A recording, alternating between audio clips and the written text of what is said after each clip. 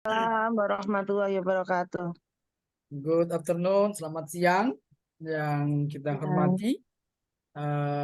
Puan Dr. Latifah Abdul Latif, Deputy Dean, Research and Postgraduate, Faculty of Communications, Visual Art and Computing, Unicel. Dan sama-sama kita hormati narasumber yang kedua, Ibu Faramandia Vita Kita Kusuma, kusuma. SE, Magister Akuntansi, Lecture of UEV East Java Indonesia. Assalamualaikum. Waalaikumsalam warahmatullahi wabarakatuh. Bu Vita, salam kenal. Saya dengan Dr. Soleh. Salam Dalam kenal juga, dokter. 1 jam ke depan, saya akan membersamai Puan Latifah dan Bu Vita dalam mengisi acara webinar series terkait dengan materi internasional lecture series study based of academic and best practice by the chapter risk management and corporate governance by ICT. For the first time, let us thank Allah telah memberikan kepada kita berbagai nikmat sehat walafiat sehingga kita dapat bertemu di dunia virtual. Ya, mudah-mudahan kegiatan ini senantiasa memberikan manfaat dan dalam rangka sharing knowledge sehingga ada penguatan dan insight yang bisa dibawa oleh teman-teman mahasiswa di Indonesia maupun di Malaysia. Mudah-mudahan hal ini tentunya akan terus berlanjut dan berkesinambungan kegiatan ini sehingga akan menambah hasanah keilmuan bagi mahasiswa-mahasiswa bagi para pemirsa lainnya. Pertama kita bersyukur pada Allah pada siang hari ini kita berjumpa secara virtual, mudah-mudahan semua sehat walafiat. Dan untuk mempersingkat waktu, saya persilakan for the first apa nih? For the first speaker,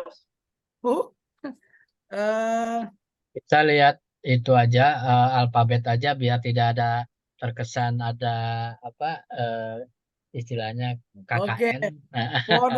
For the first time, the alphabet Pramandia Ibu Paraminda Vita, ya, untuk memberikan explain penjelasan terkait dengan tema yang kita usung pada siang hari ini, ya, yang berjudul Risk Management on Corporate Governance by ICT.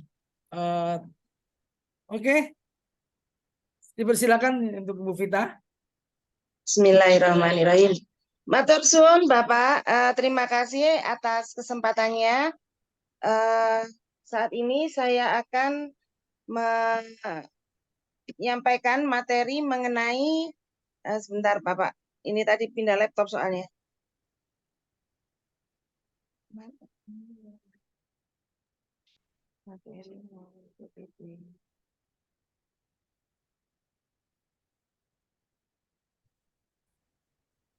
Mengenai penerapan manajemen risiko terhadap good corporate governance. Pertama-tama saya akan jelaskan ya, apa itu yang dimaksud dengan good corporate governance. Jadi para pengusaha atau investor itu di dalam mendirikan sebuah usaha, mereka biasanya menerapkan yang namanya prinsip ekonomi.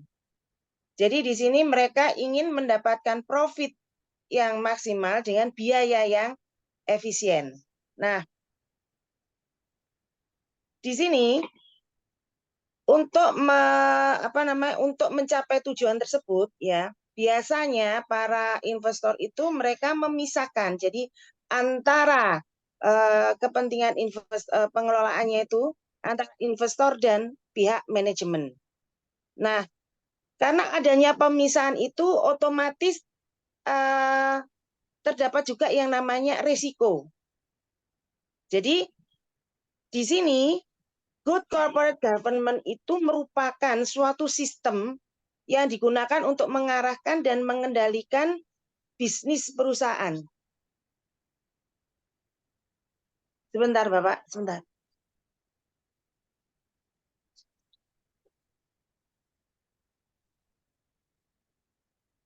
Sebentar, sebentar.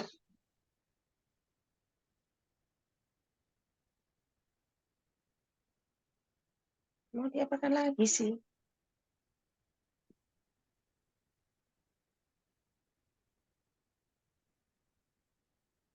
Maaf, Bapak. Oke, oke, siap Bu. Lanjut Bu. Jadi eh, manajemen, sebentar, sebentar. Jadi di sini good corporate governance tadi itu merupakan sistem yang digunakan untuk mengarahkan dan mengendalikan bisnis perusahaan. Supaya itu tadi antara kepentingan pihak penguasa, pihak investor dan pihak manajemen itu apa ya, sesuai gitu loh, Pak. Ya, jadi karena ada pemisahan itu akhirnya terjadinya lah ada semacam eh, apa risiko, timbullah risiko. Nah, disinilah peranan dari good corporate government tersebut. Nah, untuk bisa memonitor apa namanya good corporate government tersebut, maka diperlukan adalah suatu cara, yaitu dengan memakai manajemen risiko. Menurut Demi Denko dan McNabb tahun 2010, manajemen risiko itu adalah cara untuk memonitor pencapaian tujuan utama dengan cara yang etis untuk memaksimalkan nilai dari pemegang saham dan menyeimbangkan nilai dari stakeholder. Jadi menurut penelitian, Pak, manajemen risiko itu mempengaruhi terhadap adanya good corporate governance. Jadi dengan manajemen risiko yang baik, maka akan tercipta good corporate governance-nya. Lanjut. Nah, mengapa sih diperlukan adanya manajemen risiko? Karena itu tadi, yang pertama, untuk mendapatkan keunggulan kompetitif dalam jangka panjang. Jadi dalam hal ini, manajemen risiko itu harus bisa mengidentifikasikan apa risiko yang akan dihadapi oleh perusahaan. Karena tidak mungkin ada usaha yang tanpa risiko. Setiap usaha pasti ada risiko. Di sini manajemen risiko itu harus bisa memprediksi risiko perusahaan di masa depan. Setelah itu, setelah memprediksi risiko apa yang bakal datang, mereka harus bisa juga perusahaan untuk melakukan apa ya, penyelesaian masalah jika ada risiko tersebut datang. Oh, ini risiko tersebut akan dihadapi seperti apa? Bagaimana cara menyelesaikannya? Mengatasi masalah tersebut. Yang ketiga, perusahaan harus dapat mengeksplorasi peluang yang ada. Jadi setelah kita mengidentifikasi risiko, kemudian kita juga sudah bisa membuat apa yang harus dilakukan oleh perusahaan di dalam menghadapi risiko, maka perusahaan harus dapat mengeksplorasi peluang yang ada dan memperbaiki hubungan dengan pemangku kepentingan. Serta pada akhirnya manajemen risiko itu akan dengan sendirinya meningkatkan reputasi perusahaan.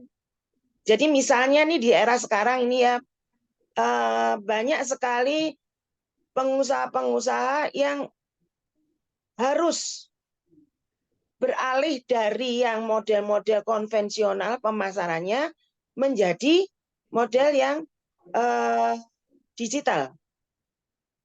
Seperti halnya pemasaran. Kalau dulu mereka memasarkan secara apa namanya apa ya istilahnya secara sederhana. Jadi mereka mencari konsumen, ya kan, memasarkan, terus mengirim barang itu mereka dengan cara yang konvensional. Tetapi sekarang untuk lebih supaya perusahaan kita, usaha kita itu lebih kompetitif, mau tidak mau kita harus apa namanya mengikuti era sekarang, yaitu era digital. Lanjut, next. Nah, jika kita tidak mau kalah dalam persaingan bisnis atau meningkatkan nilai usaha kita, maka ya mau tidak mau kita harus mengikuti era yang sekarang. Nah, sekarang bagaimana cara mengukur manajemen risiko? Ada 2 framework yang bisa kita gunakan, yaitu dengan mengukur ERM yang dikeluarkan oleh KOSO dan manajemen risiko yang ditetapkan oleh 31 manajemen risiko yang ditetapkan oleh ISO 31000 2009. Next. Nah, ini tadi Pak. Jadi manajemen risiko itu bisa mempengaruhi good corporate governance. Jadi semakin baik manajemen risiko itu, kalau menurut penelitian, banyak penelitian yang sudah dilakukan mengenai ini, maka good corporate governance-nya juga akan semakin baik. Saya jadi keinget dulu waktu masa kecil, waktu anak-anak saya masih kecil, Prof. Jadi kita kalau ingin punya keinginan, itu biasanya saya mengajarkan ke anak saya itu, kamu kalau kepengen apa gitu ya, kepengen beli sepeda atau kita kepengen refreshing ya, healing gitu, kita bujuk suami, ada suami saya itu biasanya nggak langsung minta, tapi ada cara-caranya. Dan cara itu kita bilang ada plan A, ada plan B. Kalau plan A tidak berhasil, maka yang kita pakai plan B. Nah, seperti itu. Saya jadi ingat dulu waktu anak-anak saya masih pada kecil. Next. Oke.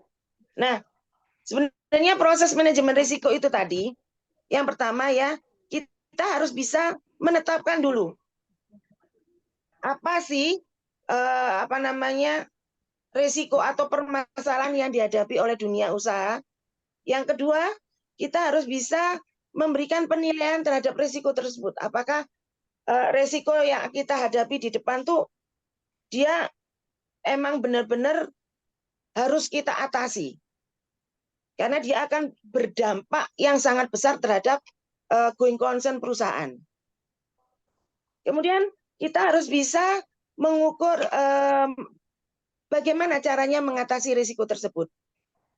Ya, jadi kalau umpamanya sekarang masalah untuk meningkatkan pendapatan, bagaimana caranya? Ya harus kita bisa memasarkan usaha kita secara online. Kalau di Surabaya, Pak, di pemerintahan Kota Surabaya, ini bukan masalah pemasaran lagi. Jadi pemerintah Kota Surabaya itu bisa meningkatkan kinerjanya. Caranya bagaimana? Jadi mereka sudah bisa mengidentifikasi permasalahannya yang dihadapi oleh Kota Surabaya itu apa. Oh, adanya tingkat pengangguran, banyaknya kaum urban yang datang ke Surabaya. Karena kita tahu di Surabaya itu fasilitasnya lengkap. Jadi banyak sekali kaum urban yang datang ke Surabaya ataupun pegawai negeri yang kepingin masuk ke Surabaya. Nah, ini Surabaya sudah bisa mengatasi. Dan itu sudah diperhitungkan jauh-jauh hari sebelumnya. Gitu, Pak. Kemudian dibuatlah treatment-treatmentnya. Next. Nah, sasaran utama dalam manajemen risiko yaitu itu tadi, mengeliminasi faktor-faktor yang dapat mengakibatkan penurunan kinerja atau profit perusahaan dan membantu perusahaan agar dapat mengoptimalkan modal dan struktur kepemilikan. Seperti itu. Jadi itu tadi, yang pertama memang kita harus bisa tahu bahwa apa aja yang merupakan risiko di masa depan. Setelah kita mengetahui risikonya apa, kita harus bisa mengurangi risiko-risiko tersebut. Tujuannya apa? Tujuannya agar perusahaan dapat mengoptimalkan modal dan struktur kepemilikan. Next. Nah, manajemen risiko by ICT. Sekarang karena jangkauannya itu kan semakin luas. Nah, kalau jangkauan semakin luas, maka otomatis kita butuh yang namanya teknologi. Ya. Jadi sebenarnya manajemen risiko yang baik itu dirancang tidak hanya untuk bisa mengidentifikasi risiko yang ada, tapi harus bisa mengukur dan memprediksi dampak yang timbul dari suatu proyek. Nah, penggunaan ICT ini sangat memudahkan agar manajemen risiko ini bisa diterapkan dengan baik.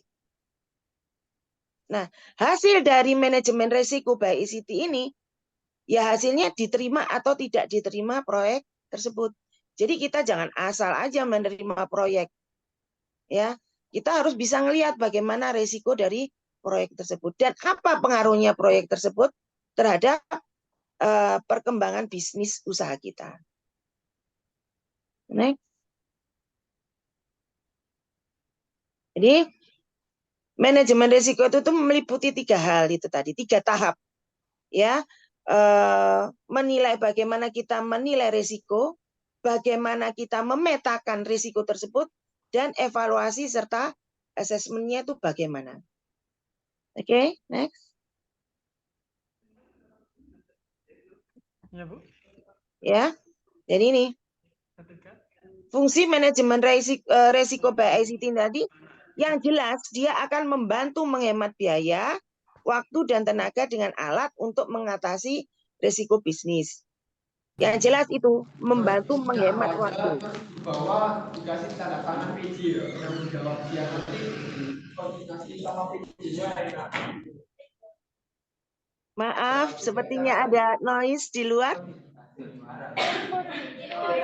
Mohon maaf. Oke, saya lanjutkan ya. Nah, yang kedua adalah memberikan panduan untuk para eksekutif dan manajemen dalam mengajukan pertanyaan kunci, membuat lebih baik keputusan risiko yang dapat disesuaikan dengan lebih banyak informasi, sehingga risiko yang ada bisa kita kelola secara efektif. Dan yang ketiga, mengintegrasikan manajemen IT terkait risiko bisnis dengan manajemen risiko perusahaan secara keseluruhan. Oke, next. Jadi kesimpulannya di bawah, manajemen risiko itu merupakan unsur terpenting dalam mewujudkan good corporate governance dengan mengidentifikasikan dan mengelola risiko yang akan mempengaruhi pencapaian tujuan dari suatu perusahaan. Dan yang kedua, dengan penerapan manajemen risiko yang baik dan tepat akan terwujud dalam good corporate governance yang baik pula, dan pada akhirnya hal tersebut akan semakin meningkatkan kepercayaan investor pada dunia usaha. Jadi memang itu sangat diperlukan manajemen risiko dalam pengelolaan perusahaan. Demikian Bapak dan Ibu-ibu sekalian, terima kasih. Assalamualaikum warahmatullahi wabarakatuh. Mungkin ada yang mau ditanyakan? Waalaikumsalam. Waduh, luar biasa nih Bu Bita ini udah kalau orang bilang bisa di shutdown dulu Bu, ininya PPT-nya, maaf. Apanya Ya kalau Bapak? di shutdown dulu, keluar dulu PPT-nya Bu. Oh, oke Bapak. Iya, baik. Ya kalau kata orang ini semuanya daging ini ya. Aduh, luar biasa Ibu. Terima kasih udah Terima kasih sharingnya. Bapak. Udah ada beberapa masuk ke email saya dari teman-teman di partisipan ini untuk ada yang ditanyakan. Cuman kita langsung aja ke Puan Latifah biar kita nanti question answer Mas setelah ya, Puan Latifah untuk menyampaikan materi. Mohon maaf tadi Pak Soleh, Dr. Soleh izin karena beliau kebetulan ada kelas hari ini, jadi saya lanjutkan aja sebagai moderator.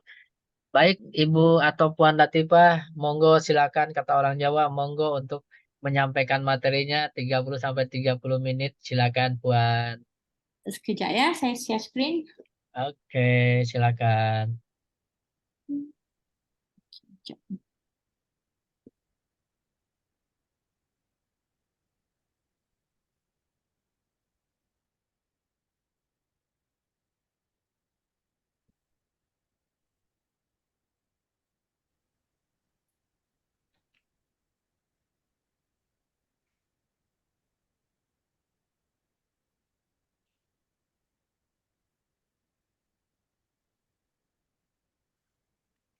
Baik, sangat clear, very Boleh clear, ke? Nampak silakan. slide? Oh, udah nampak. Clear, silakan. Okay, so Assalamualaikum warahmatullahi wabarakatuh and very good evening to everyone. Okay, so saya berbahasa Melayu lah. Ya. Okay, even though my slide in English, so saya rasa eloklah saya berbahasa Melayu. Okay, nama saya TS Dr. Latifah Abdul Latif. Saya daripada Fakulti Komunikasi Seni Visual dan Pengkomputeran Universiti Selangor, Malaysia. So hari ini saya akan berdiskus ataupun berkongsi dengan tajuk Social Media Risk Management Plan. So navigating challenges in digital landscape. So maksudnya bagaimana kita handle dalam sesuatu social media sekiranya ada berlaku risiko. Okay, so kalau tengok dekat slide saya,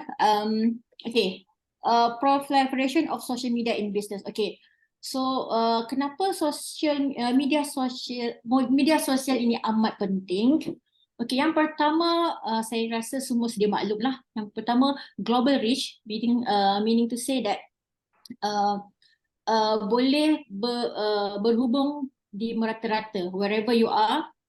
Okay, so dia akan connect with diverse audience, even though we have a lot of boundaries, so it doesn't matter. And also kita akan lebih, sekiranya kita ada satu business ataupun organizations, so we can establish international presence, maksudnya pihak luar dapat mengenali, dan kita akan juga mendapat potential customers dalam ruang yang lebih luas. Okay, seterusnya brand visibility and recognition. Okay, as far as you know that social media merupakan satu cara tools untuk meningkatkan visibility dan recognition. So lebih mudah untuk marketing sesuatu organisation ataupun sesuatu business.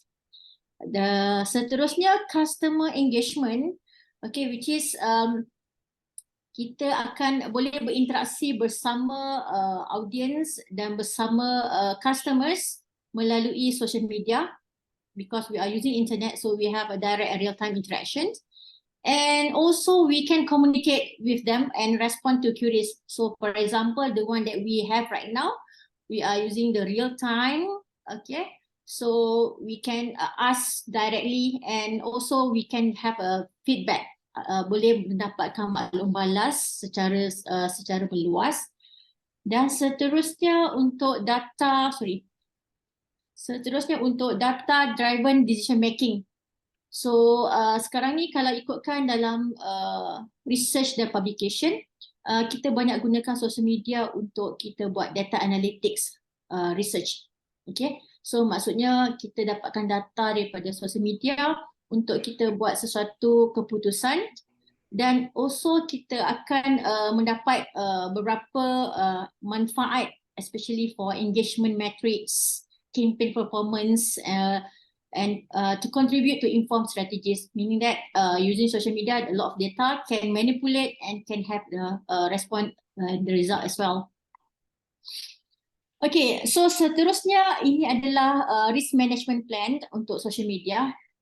Yang poin yang pertama ialah proactive risk identification, which is we enable organization to systematically identify and categorize potential risks, and also fostering proactive assessment before issues arise.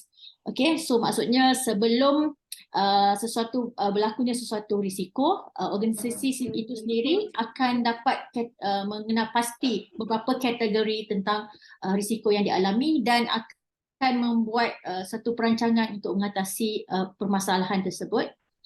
And the second one, asset protection and operational resilience.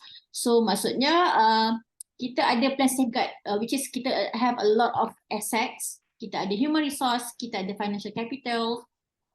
So kita akan gunakan semua ini untuk strategi untuk mengawal risiko. And the last one is enhance decision making and stakeholder confidence. Okay, so daripada plan risk management plan ini, organisasi akan mendapat maklumat secara terus, okay, berkaitan dengan pembuatan keputusan and regulatory compliance, and also dia akan meningkatkan confidence berkaitan dengan stakeholder. If organisation, for example, the education, our customer is the students, okay, so for the other organisation, it depends, maybe the customer itself. Okay, dia akan membantu kita untuk mengatasi risiko-risiko dalam bentuk yang kita akan dapatlah daripada risiko management plan ini. Alright, okay. Key components untuk social media. Okay, first kita ada data security. Of course, kalau kita menggunakan social media, okay, data security is very important because we have a lot of problems, hackers, and we have crackers, we have a lot of viruses. So the data security is very important when you want to talk about the social media risk management. And the second one, kita ada online reputation management. Ini juga penting untuk satu organisasi. And then kita ada compliance. This one I will explain in next detail in the next slide. So we have crisis response and also the employee training. So all this one is the komponen utama untuk merancang satu risiko, social media risiko, okay? Untuk merancang satu plan yang kondusif untuk social media risiko. Okay, data security. Data security, okay. For example, risiko dia ialah data breach on social media platform. Because kita kan tahu kalau sekarang ni, when you have the social media, most of the time your data has been extracted to or collected to other purposes. Kadang-kadang kita dapat data kita dicuri oleh pelbagai organisasi untuk tujuan-tujuan yang tak sepatutnya, especially for scammers and for the identity theft. Okay, untuk kalau kita tengok sekarang ni, permasalahan utama untuk social media ialah data security.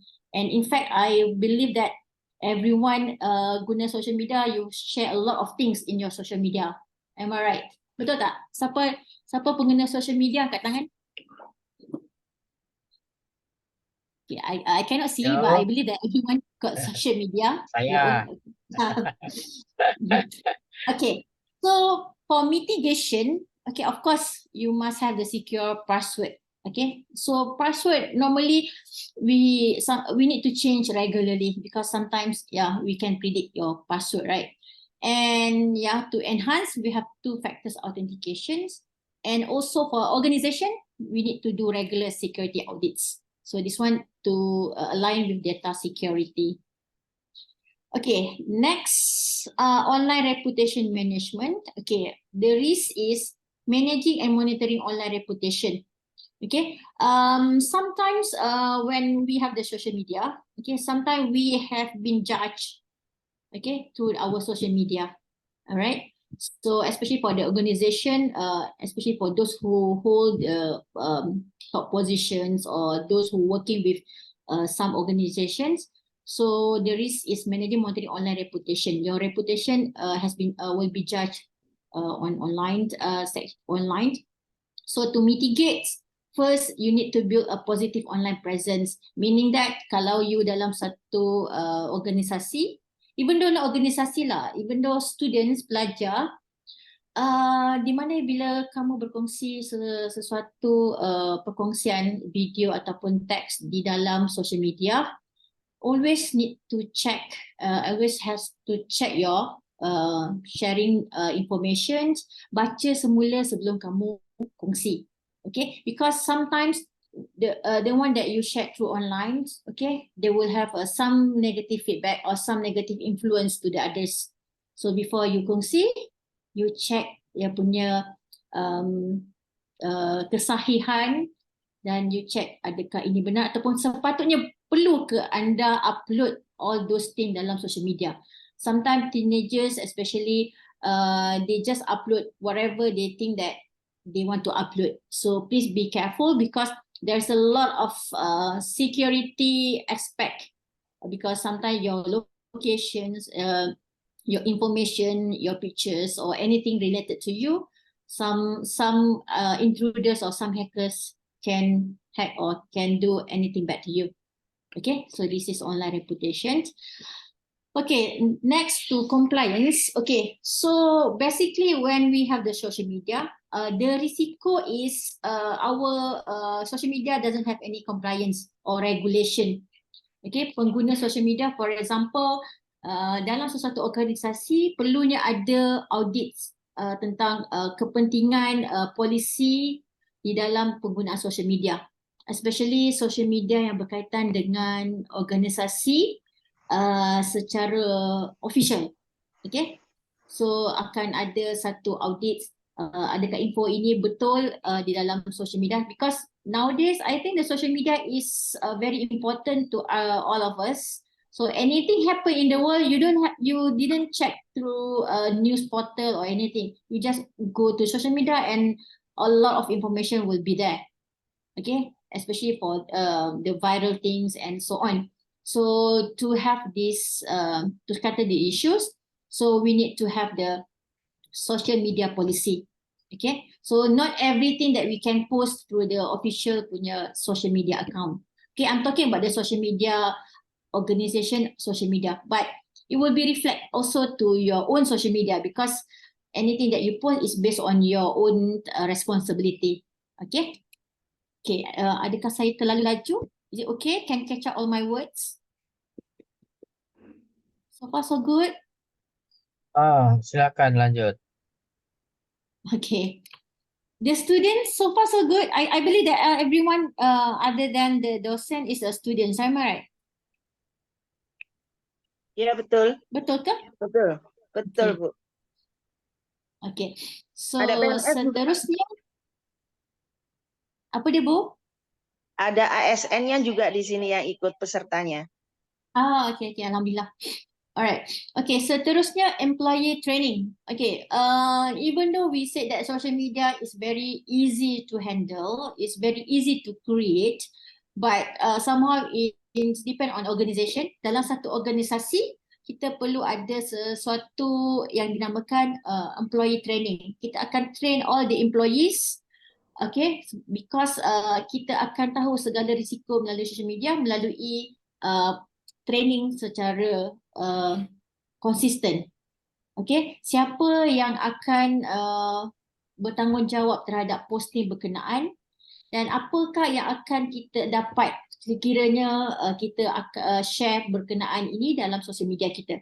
Normally, I know that you know is SWOT analysis. That mean you know how to list down your strength of organization, weaknesses, opportunity, and then also the threat. Okay, so employee training is very important. Nak menulis di dalam social media, bahasa yang betul, maklumat yang tepat, itu sangat penting. Sebab dia menggambarkan kita punya organisasi punya image dan reputation. Because as I said, nowadays we didn't go to portal, not so to portal or anything. We just go and dig into our social media. Sometimes kita tengok social media because we have a lot of pictures, video and images. Okay, so who handle the social media? So need to have a proper training to them. So they know how to use the social media properly and should be responsible for anything that they put in on social media. Okay. Alright, seterusnya, okay, when we have social media, okay, we need to monitor and we need to analyze from the social media. So we must have the tools to analyze. So we have we call data analytic. Some data need to extract. We have proper tools Okay, we need to know, is it the effectiveness of social media? How many visitors that go to your social media? How many reply, okay, from your social media? How many users on your social media? So any words, even though they have posting some of the words on your social media, so we also can detect whatever words that you already type on your social media, and we can do analysis. We can compare whether positive or negative, or we can also have for your information, contohnya dalam masa ni I have one research to analyze the mood expression, okay, on social media among the teenagers by highlighting some of the important words to have to conclude or to categorize into several emotions. For example, we want to know whether the teenagers right now is happy, or they sad, or they are angry, or they have fear or something. So we can analyze the data based on your posting. So we can categorize how many percent happier, or how many percent fear and everything. So based on that, we can have a lot of strategy or communication strategy to do. For example, those who have fear rates very high, so we identify some of that, so we can suggest that they need to go to counselor. For example, we need to help them to make them happier compared to the other negative emotions. Okay, so this is example how we use the data analytics from the social media to help those teenagers, for example, to manage and to help them. Okay, all right, so next, okay, of course, when we talk about social media, of course we need some IT and legal departments to be involved, okay, dalam media, dalam strategic risk management plan. The IT person and the legal department is very important, because one, IT, we need to implement the security measures, the data security, how to handle this one, okay, how to prevent from attackers, from hackers, and so on. And the legal itself is actually to ensure that compliance with regulation. So apa polisi-polisi yang kita telah buat, sekiranya melanggar polisi tersebut, apa tindakan yang sepatutnya dilakukan. Okay. Alright, so next one, when we already have that, of course, we need to do audit and assessment. So by using this, okay, kita akan tahu apakah yang berlaku dalam satu organisasi menerusi social media, and we also can verify and we can plan for anything or strategy based on the data that we got from the audits. So it means that the feedback from the audience or feedback from the audit teams. So this is very important. Okay, next, we need to have employee guidelines and social media policies. Okay, so sometimes, okay, I think I'm not sure whether some organization they use the social media is an official one. Some they didn't put the social media as their official one. So it depends on some organization. If you use the social media account as official, so they must have some guidelines. Okay, so meaning to say, if employee they use the proper, I mean they use the company as their own profile, for example, so they need to follow the guidelines. So we cannot cross, or we cannot bring any policy that have been shared to, from the legal teams. Okay, and also, okay, we need to do crisis simulation exercise, meaning that it's like macam kita kalau ada berlaku kebakaran, kita akan buat simulasi, right? Apa tindakan yang seharusnya dilakukan sebelum berlaku kebakaran. So it's same to the crisis simulation. So we need to do, we need to prepare and prevent from everything that will any hacker, whatever. So what our plan to do to prevent them? So this is creation enforcement. So to do the simulation exercises. Okay. And finally, this one is reporting.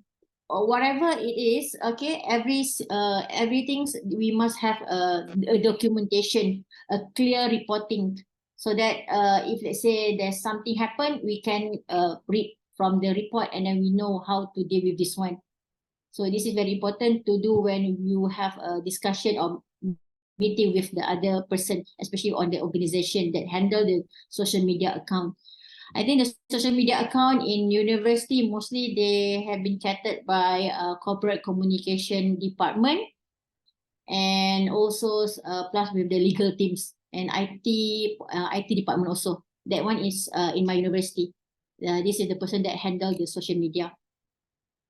Okay, so next.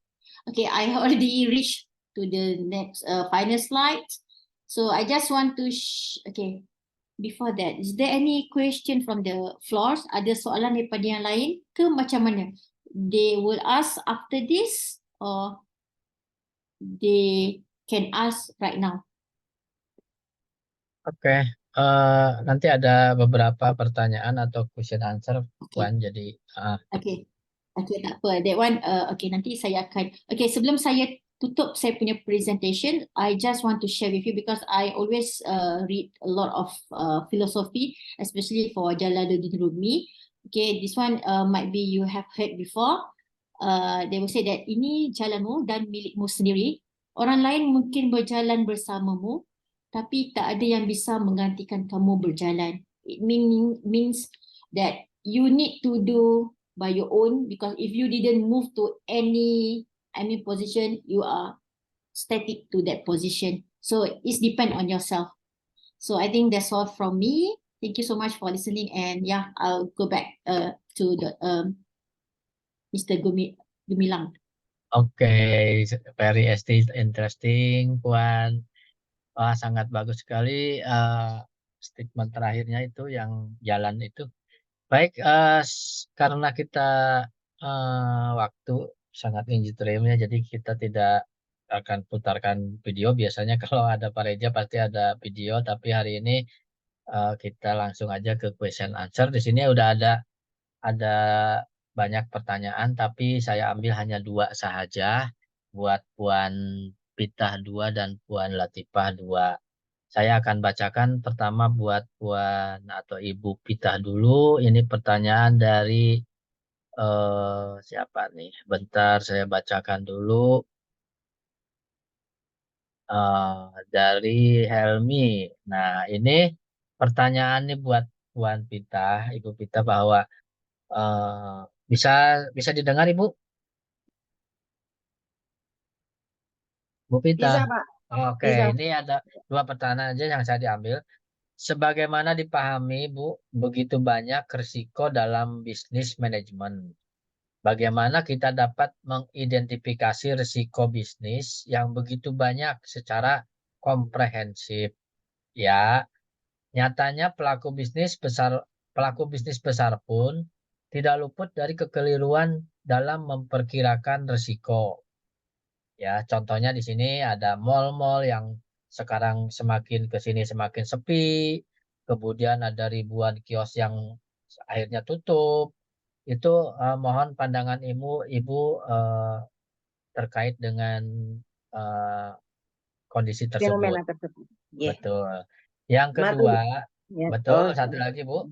Yang kedua tentang audit, saya sering mendengar nih bahwa di akuntan publik itu dalam memberikan pendapat atas laporan keuangan hanya melihat dari sudut kewajaran dan dari laporan keuangan. Jadi kalau kita bicara tentang laporan itu kan hanya dilihat dari sudut kewajaran dari laporan keuangan, ya, dan tidak bertanggung jawab atas kebenaran laporan keuangan.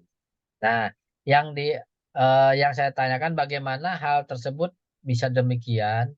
Bukankah laporan keuangan bisa direkayasa? Ini terkait dengan risiko laporan keuangan ya, Bu. Jadi Iya. bukankah laporan keuangan bisa direkayasa? Apakah rekayasa itu bisa ditemukan oleh mungkin sebagai seorang auditor atau akuntan hanya untuk melihat analisisnya aja. Jadi maksudnya apakah laporan keuangan ini tidak risiko dari laporan keuangan ini tidak diperhatikan betul-betul atau hanya melihat dari analisisnya saja. Begitu Bu kira-kira. Nggih, Bisa dipahami Bu? saged Pak. Bisa Oke. Pak.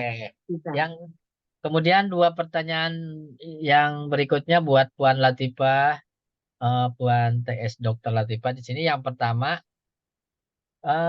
sekarang udah sistemnya sistem digital era. Bagaimana strategi digital marketing dalam digital kultur jika sasaran market kurang tertarik pada sosial media yang kurang familiar gitu Bu. Jadi masih banyak orang-orang baik di Indonesia maupun di Malaysia mungkin itu banyak orang-orang yang tidak mengenal dan familiar dengan teknologi digital. Itu bagaimana Bu menyikapi hal tersebut begitu. Ya Puan ya.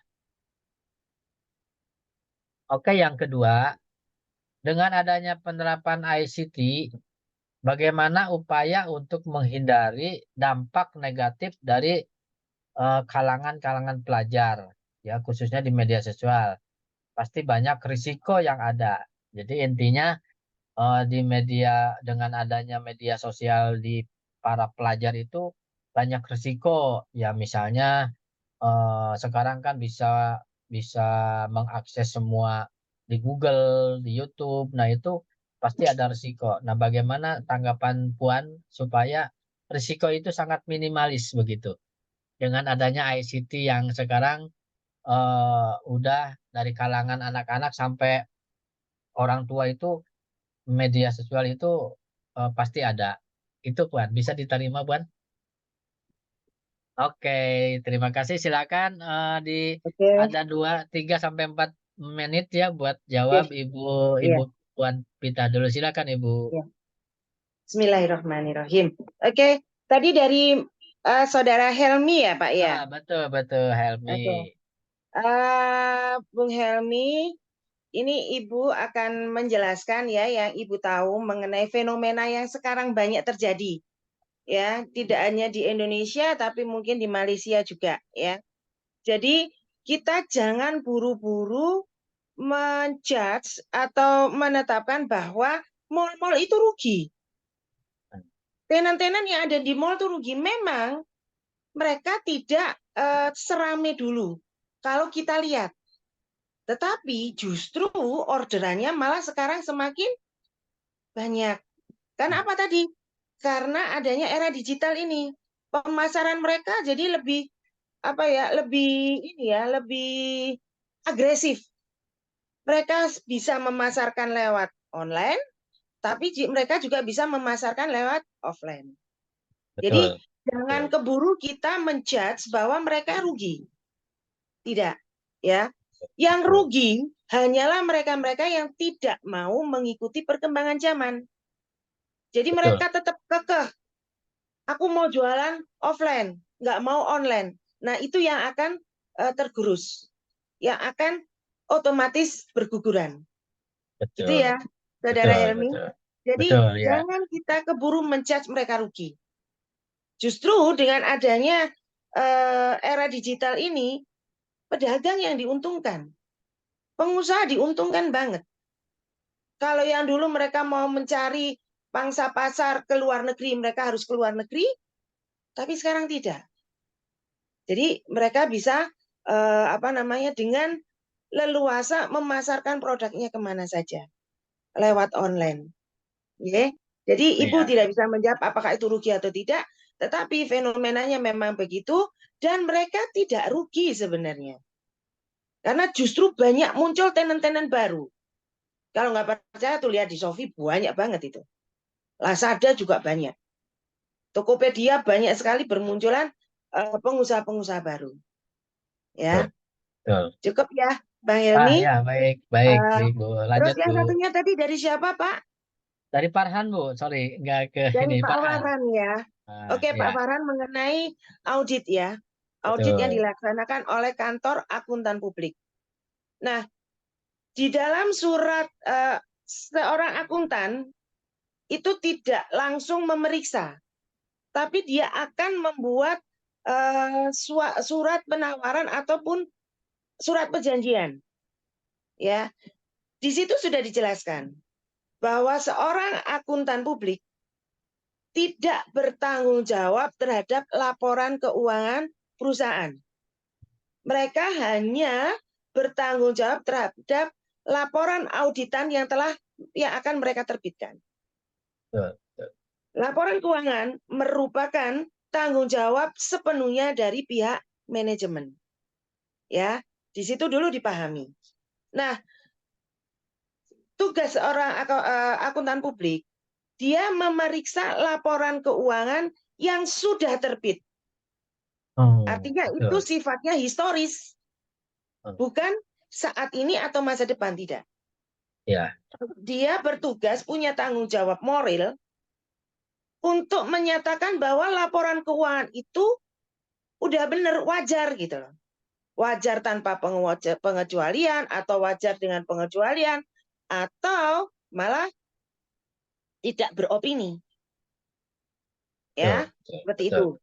Jadi di sini udah jelas tanggung jawab dari seorang akuntan publik adalah terletak pada opininya, bukan pada hasil laporannya. Karena akuntan publik tidak bisa memastikan bahwa laporan keuangan itu yang sudah dibuat oleh pihak manajemen itu adalah benar. Tidak bisa, karena pertama bukan dia yang bikin.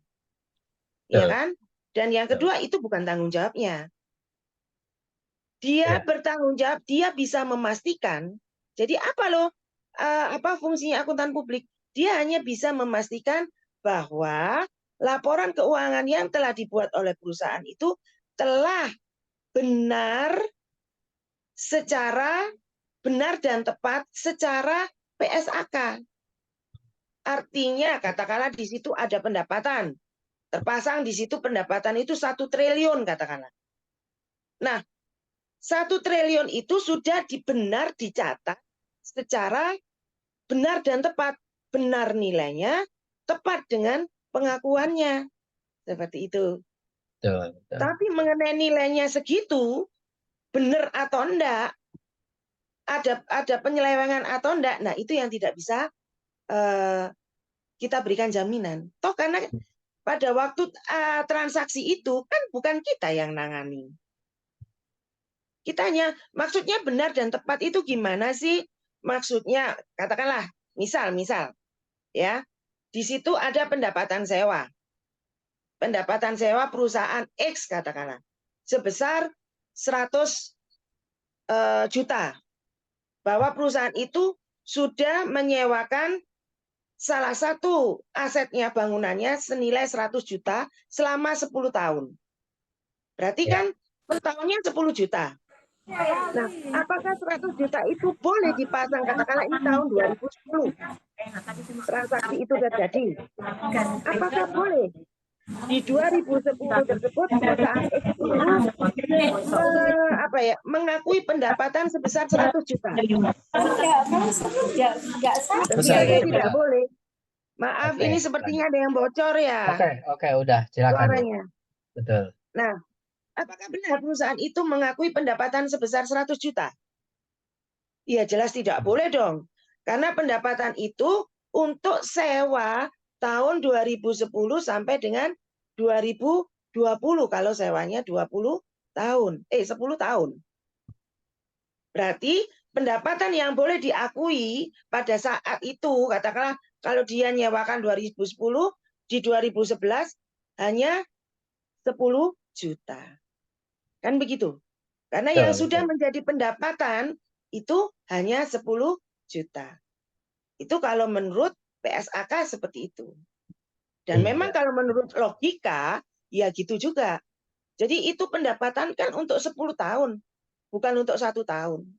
Betul. Nah, sekarang di mana Anda pada waktu itu menjadi auditor, di tahun berapa? Ya tinggal dikalikan aja. Kita sesuaikan aja. Gitu. Iya. Oke. Pak Sinten mau Pak? Pak siapa tadi Pak? Farhan. Pak Farhan. Begitu Bung Farhan, apakah Bung Farhan mengerti? Betul Bu, tapi kelihatannya dia ada nggak lagi di belakang kali, ada namanya cuman ini. Baik Bu, nanti Oh, memang ya, memang siap. begitu Ya, memang bahwa bukan tugas akuntan untuk karena memang tadi Ibu bilang bahwa tugas akuntan ini historinya bukan saat ini dan akan datang. Baik, ya. sangat luar Oke. biasa Ibu. Ya, Terima kasih matur Bu suwun. untuk Terima kasih Bapak, siap. sama-sama. Iya, ya Baik, Bapak. selanjutnya Ibu Puan Latifah, Dr. Latifah, silakan Puan. Okey, terima kasih. Okey, saya ada tadi dua soalan. Yang pertama berkaitan dengan potensi social media sebagai marketing tools. Betul? Betul, betul, betul. Okey. Sebenarnya saya faham bila kita menggunakan social media, kita kena ada peralatan ataupun kita kena ada necessary tools untuk gunakan social media, especially the connectivity kan. Okey. Di Malaysia juga pun ada juga permasalahan sekiranya first mungkin lokasi yang tidak sesuai. Okey. Untuk kita perlu untuk kita membuat satu pemasaran menggunakan media sosial. Pertama kita kena tahu lokasi yang kita ingin buat ada tak keperluan ataupun sosial media digital ataupun internet. Kalau tiada internet, marketing menggunakan sosial media tidak sesuai lah sebab tidak akan dapat reach ke lokasi berkenaan. Mungkin menggunakan strategi yang lain seperti traditional marketing, kita akan gunakan flyers, kita akan gunakan board, kita ada signboard and everything, banting or banner. Tapi sekiranya kita ada media, kita ada internet, ada connectivity di sana, bagaimana untuk memperkenalkan marketing ataupun satu barang, memarketkan satu barang menggunakan media sosial. Pertama kita kena bagi awareness, share with the penduduk setempat cara-cara menggunakan sesuatu device menggunakan internet. For example, dia ada smartphone. Macam mana penggunaan media sosial dan kita akan ada awareness sebelum kita memperkenalkan kepada produk kita, contohnya untuk marketing strategi lah.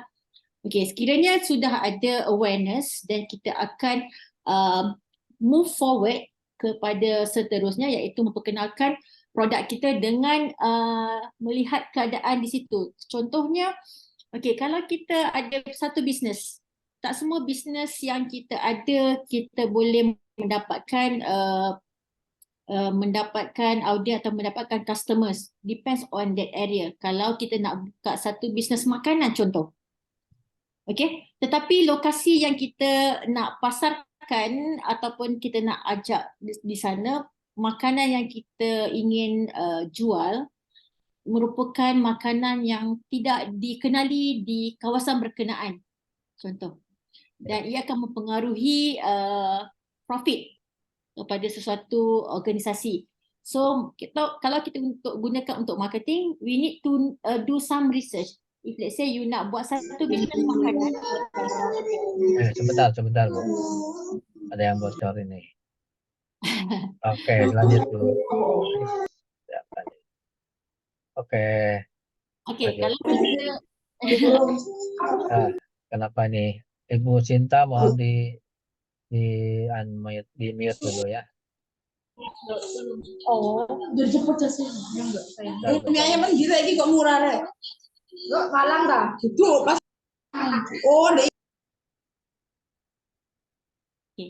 boleh saya. Oke, silakan Bu Puan lanjut. So untuk menggunakan sesuatu, untuk memasarkan sesuatu produk, kita kena tahu needs daripada tempat berkenaan. Contohnya kalau nak buat di Indonesia, contohnya lokasi yang Indonesia, kita tengok kalau untuk bisnes makanan, lokasi di situ sesuai kepada makanan yang mana yang digemari dan akan mendapat profit yang sesuai. Kita tak boleh perkenalkan makanan yang baru tanpa kita mempromosi makanan berkenaan lah. So digital, bila media sosial ni dia sangat cepat dan dia akan viral. So kalau untuk gunakan media sosial sebagai alat pemasaran, okay, kita ada banyak cara. Pertama, mungkin kita akan buat secara live, social media live di tempat berkenaan. Sekiranya produk yang kita akan jual tu memang produk yang akan diterima oleh penduduk setempat. Kedua, mungkin kita akan gunakan influencers. Nowadays we have a lot of influencers kan. You ada a lot of YouTubers, ada a lot of influencers untuk memperkenalkan produk-produk berkenaan. And I believe that most of us actually influenced by the influencer to buy something, because how the influencers actually convince us to buy something. I rasa most of us mudah terpengaruh apabila melihat sesuatu benda yang telah dipamerkan di sosial media. Okay, itu salah satu cara kalau kita nak memasarkan menggunakan sosial media di tempat yang sudah ada connectivity. Kalau tidak ada, kita kena ada connectivity, dan social media is very useful to use for the social media marketing lah. Okay, alright. Dan menggunakan social media pun, cara menggunakan social media dan cara untuk mendapatkan buyers, that one is other thing. That one is a strategy lah, communication strategy. And lagi satu untuk prevent daripada, kalau saya tak silap tadi pasal negatif Ya, I mean, negatif. Okay. Sebagaimana kita sedia maklum lah, not only students, adults, I mean myself also, apabila kita menggunakan media sosial, kita perlu menggunakan dia secara berhemah. I think everyone already big enough to know benda itu akan memberi, kita akan baca, kalau kita dapat satu info daripada social media ataupun daripada mana-mana informer, kita verify, kita baca dulu, kita fahamkan, baru kita berkongsi ataupun kita share or forward to others. Okay, itu salah satu, itu ialah prinsip, kena menjadikan satu prinsip kepada diri sendiri. Sebelum kita kongsi, kita kena baca dan kita fahami, kerana apa yang kita kongsikan nanti akan menjadi tanggungjawab kita. Okay, itu individu punya prinsip. So tanamkan benda yang pertama, prinsip itu, yang baik, yang betul baru dikongsi. Yang tak betul dan tak sahih dan tak confirm betul, jangan dikongsi, simpan saja di situ. Okay. Betul. Yang kedua, social media is very very wow. Okay, when you share something, in a few seconds someone take out the information and distribute to others. So please, especially the teenagers, don't too addicted to social media sampai kamu nak kongsi segala-galanya di media sosial. Kita ada limits apa benda yang boleh dikongsi dan apa benda yang tak perlu dikongsi di dalam social media. Especially because we don't know who actually behind our social media. Bukan kawan-kawan saja, strangers and anyone kat luar yang kita tak tahu. So whatever you want to share, especially your image, your information, you need to really kena berhati-hati. Sebab apa yang you kongsi, you tak boleh tarik balik, because sometimes you baru post, someone dah ambil information dan telah viral kan. So especially students, I advise don't share too many things yang tak berkaitan dengan yang sepatutnya lah. You kena filter. We need to filter some things, because I know that we young is very eager to share everything, especially you pergi mana-mana, you nak post something, because nowadays we have a lot of TikTokers kan, you ikut trend, you ikut semua, but we need to understand, we need to look at into a positive way. You tengok, kalau you follow the trend, is good trend, it's okay. I mean the other thing, because normally the influence, the viral thing, they have a negative more compared to the positive. Okay, this one I believe on that, but it's depend on you. So kalau sesuatu trend atau viral tu tak seharusnya kamu perlu ikuti, because that one will be lasting forever in your social media. Because you are still young, kita masih kat sini. Then what happen next? Contohlah, kalau kita tengah belajar dan kita akan bekerja satu hari nanti. whatever you have done now is not only on this time, it's actually can reflected to so many years ahead. So we need to really careful on that thing. Because apa yang you buat ialah responsibility sendiri. Kadang-kadang kita tak buat pun, someone has manipulate our own photo and everything. So please choose wisely, think first, and yeah, baca 18,000 kali sebelum you post. Yeah, meaning to say, don't simply just post anything without you double check or think twice or so many times. That's my advice to the students. So saya rasa, yeah, it's back to you lah. We as a lecturers, we can advise so many things and so many times, but it's depend on individual. So if we advise too much, also students sometimes they follow and sometimes they not follow, right? So I believe that everyone here is a very good students and is very good, I mean, netizen and everything. So please think so many times and try to look back, filter some of the information that not relevant to be shared with the other social media users. So that my advice to all of you. Thank you. Oke, terima kasih Puan. Jadi intinya sangat luar biasa nih kedua speaker kita hari ini. Intinya kalau kita mau menggunakan sosial media harus sebijak mungkin. Sebelum di upload, dibaca dulu berkali-kali supaya tidak salah kirim. Dalam arti apakah itu merugikan orang lain atau tidak, atau berita yang tidak sebenarnya. Nah, itu harus berkali-kali harus bijak lah kita menggunakan ICT. Oke, sangat luar biasa karena memang ini waktu, tapi saya akan menyapa dulu. Kebetulan ada Dekan Dean Faculty of Business Fakultas Ekonomi, Ibu Dr. Woro.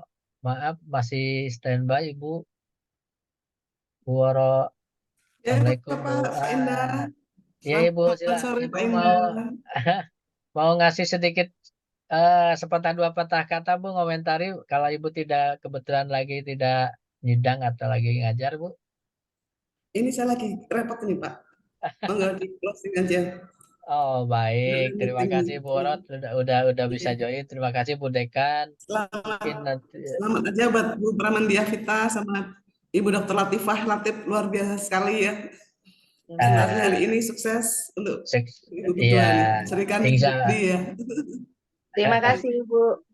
Iya, insya Allah Kita nanti kampus WP kita agendakan untuk kunjungan ke kampusnya Puan Latifah, insya Allah. Biar ketemu langsung fisikal Ibu Oro, Bu Dekan, Bu Pita, dan teman-teman bisa ketemu sama Dr. Latifah di sana, di Unisel. Ya Allah. Insya Allah. Insya Baik. Allah. Monggo Bapak.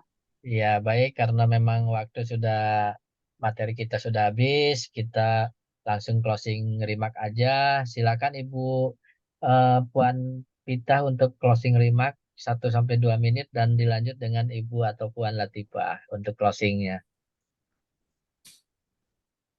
Silakan Saya Ibu. dulu, Pak. Ya, Ibu Saya silakan. dulu. Betul, Ibu Pita dulu silakan. Gantian Pak. Bu Latifah dulu aja. Oh, boleh. Ada request Ibu Puan Latifah dulu untuk closing remark, Puan. Silakan, Puan. Oh. Okay, so on behalf, dari saya Latifah dari Universiti Selangor. Okay, I would like to say thank you to Bapak Gumilang and those dosen-dosen, pelajar-pelajar dari Indonesia yang bersama-sama pada hari ini bersama-sama dalam webinar untuk mendapatkan perkongsian secara santai. Dan apa yang saya harapkan, especially because I'm from communication and media and computing faculty. So saya harap semua pelajar-pelajar di sini mengambil perkara yang penting yang telah saya kongsikan, especially when you use social media. So I think that's all. So ada tagline, sebelum kongsi check dulu. Tak pasti jangan kongsi. That's the very important thing. So thank you very much. Oke, thank you Puan. Terima Silakan kasih Puan Bu Vita. Latifah. Ye, Bapak. Assalamualaikum Pak Gumilang, Bu Latifah dan Ibu Waalaikumsalam. Woro, selaku dekan saya. Juga Assalamualaikum untuk teman-teman mahasiswa dan audiens yang ada di sini. Saya ingin berterima kasih atas kesempatan yang telah diberikan kepada saya agar bisa menjadi ikut serta dalam acara ini, dan juga berterima kasih kepada teman-teman mahasiswa yang sudah mau bergabung join untuk mendengarkan, untuk saling share ilmu di sini. Seperti dengan Bu Latifah, saya setuju sekali bahwa sebelum kalian menggunakan sosmed, berpikirlah dengan bijak. Apa yang mungkin terjadi, apa yang akan timbul dampaknya dari postingan-postingan atau kegiatan-kegiatan yang kalian lakukan lewat media sosial. Namun demikian, saya juga ingin berpesan kepada anak-anakku semua, mahasiswa di sini pada umumnya, kalian jangan takut. Sekarang memang zamannya digital, zamannya AI. Dan ada dari AI ini banyak sekali sekarang perusahaan-perusahaan maupun perbankan, perusahaan manufaktur, bahkan pemerintahan pun itu mengurangi tenaga manusianya dan menggantikan dengan AI. Tapi kalian jangan takut, ya. Yang bisa diganti AI itu adalah alatnya. Oleh sebab itu, kalau kalian ingin tetap bisa eksis di dunia kerja, maka jadilah kalian sumber daya yang tidak bisa dieliminasi atau digantikan dengan AI. Jadilah kalian seorang accounting, tapi accounting yang punya keahlian AI. Kalian manajemen, jadilah kalian seorang lulusan manajemen yang mempunyai keahlian AI. Ya, jadi jangan takut dengan AI. Karena dunia itu selalu berubah. Oke? Betul. Cuman itu aja. Dan lagi tadi ingat dengan anunya Bu Latifah tadi loh. Yang dari Bu Latifah tadi? Yang mana? Yang Tak terakhir pasti di- jangan kongsi. Bukan, terakhir yang di dari ini. Rumi tadi loh. Oh, Rumi. Ya, itu. Iya, apa itu Bu Latifah? Oh, ayat Tadi dia. loh. Okay, ini jalanmu dan milikmu sendiri. Orang lain itu. mungkin berjalan bersamamu, tapi tiada yang bisa menggantikan kamu berjalan. Good. Itu Luar sangat menginspirasi biasa. buat saya. Terima kasih Bu Latifah. Terima kasih Pak Gumilar dan terima kasih Bu Woro. Sama-sama. Baik. Assalamualaikum warahmatullahi wabarakatuh. Waalaikumsalam. Wah, luar biasa ini dari Puan Latifah tadi, jalan itu tidak mungkin bisa tergantikan. Baik, saya akan sapa, mungkin di sini masih ada Ibu Rektor Universitas Nagoya, Ibu Susi, masih ada. Silakan Iya. Ibu, mungkin ini ada Puan Latifah dari Unisel, ada Dekan Fakultas Ekonomi Universitas Wijaya Putra Surabaya, sama Puan Vita dari UEP juga, dan teman-teman mahasiswa. Silakan Bu Susi, mau ada sedikit yang disampaikan. Baik, terima kasih Pak Indah, dan luar biasa Sama-sama. Bu Parapadia dan Puan Latifah ya. Tadi saya juga mengikuti walaupun terlambat, dan luar biasa ini narasumber yang hebat-hebat ya, mengikuti perkembangan zaman juga sosial media yang sekarang. Juga Bu Woro ya, beserta seluruh partisipan Bapak dan Ibu. Dan alhamdulillah kita hari ini berbagi sharing tadi, dapat ilmu yang memang itu tadi saya kaget juga Ibu Paramadina bisa berani ngomong ya, mall ternyata tidak rugi kalau memang bisa mengikuti perkembangan. Begitu juga tadi Puan Latifah menyampaikan semangat kita jangan ketinggalan dengan zaman dan perkembangan yang ada sekarang. Itu aja Pak Indah, terima kasih, salam sehat semua. Baik, Bu Rektor. Terima kasih Bu Dr. Susiwani sebagai Rektor University Nagoya, Batam, Kepulauan Riau. Ibu Woro ada yang mau disampaikan Ibu atau langsung closing saya? Langsung aja Pak Indah. Oh baik, baik. Pak Silakan Indra, Ibu. boleh saya bagi sedikit? Oh Sedikit. silakan Puan.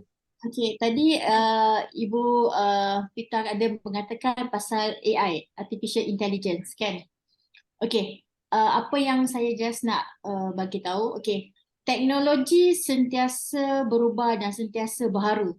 Tapi diri kita sentiasa kena berada di dalam suatu benda yang positif. Apapun segala yang ada di keliling kita, kalau diri kita positif dan kita sentiasa positif, kita akan sentiasa insyaAllah kita akan berjaya. AI is a tools technology. You need to adapt because that one is very important for the students. Because kalau saya berkata dengan students, especially for the chat GPT, right? There's a lot of things talking about chat GPT. For me, I told my students, yes, you need to embrace the technology. The technology, you guna chat GPT, it's up to you. But you and yourself, you kena tengok macam mana you gunakan gunakan chat GPT. Adakah untuk mendapatkan ilmu, untuk belajar sesuatu yang baru? That's the very important thing. Guna, tapi cara guna kena betul. Kita tak boleh cakap, tak boleh guna chat GPT. No, because that's a technology. Macam kita kata ada smartphone. Don't use smartphone, no. Because that one will be kita punya keperluan. Tapi cara menggunakan depends on yourself. So that's the thing that really important to student. Gunakan teknologi dengan bijak. Jangan Betul. tak gunakan teknologi because you are very young. You need to use technology. Because our time we don't have this kind of technology. We are very struggle to find information. But now you have a lot of privilege to use technology. But think before you use, and how to use the technology is up to you. So I think that's all from me, Pak Indah. Oke, thank you Puan. Terima kasih banyak semuanya. Luar biasa hari ini banyak pencerahan. Saya orang yang ketinggalan media, jadi tahu ya bagaimana menyikapi media sosial, baik itu dari sisi media atau dari baik sebagai akuntan tadi ya, saya juga kebetulan backgroundnya akuntan dari Ibu Pita. Baik, terima kasih. Mungkin berakhirnya ini mudah-mudahan saya akan minta izin sama Ibu Dekan, Bu Susi atau Bu Pita dan Puan Latifah. Nanti akan saya sampaikan nomor-nomor WA biar kolaborasi kita tetap berjalan. Mudah-mudahan nanti kami dari Indonesia bisa berkunjung ke kampus Puan Latifah ataupun mungkin dari Unisel bisa berkunjung ke Indonesia, itu akan kami tunggu. Salam buat teman-teman di Malaysia. Sehat selalu. Saya sebagai Sekretaris Eksekutif ASEAN Letter Community dan sekaligus moderator hari ini. Mohon maaf kalau ada kata-kata yang tidak enak didengar dan tidak pantas dimohonkan. Silakan dibukakan pintu maaf buat saya. Terima kasih banyak Puan dan Ibu Woro, Bu Susi, teman-teman dan Ibu Pita sebagai pemateri. Nanti rekaman, nah boleh itu ada email, jadi ada email Tuan atau Puan Latifah, Ibu Pita juga boleh tulis di chatbox email. Nanti akan saya bagi nomor dari puan-puan sekalian. Mungkin itu dari saya. Sekali lagi terima kasih. Sehat selalu. Sampai ketemu di event yang berikutnya. Assalamualaikum warahmatullahi wabarakatuh. Terima kasih. Sama-sama. Assalamualaikum. Waalaikumsalam. Oke, kita sama-sama live.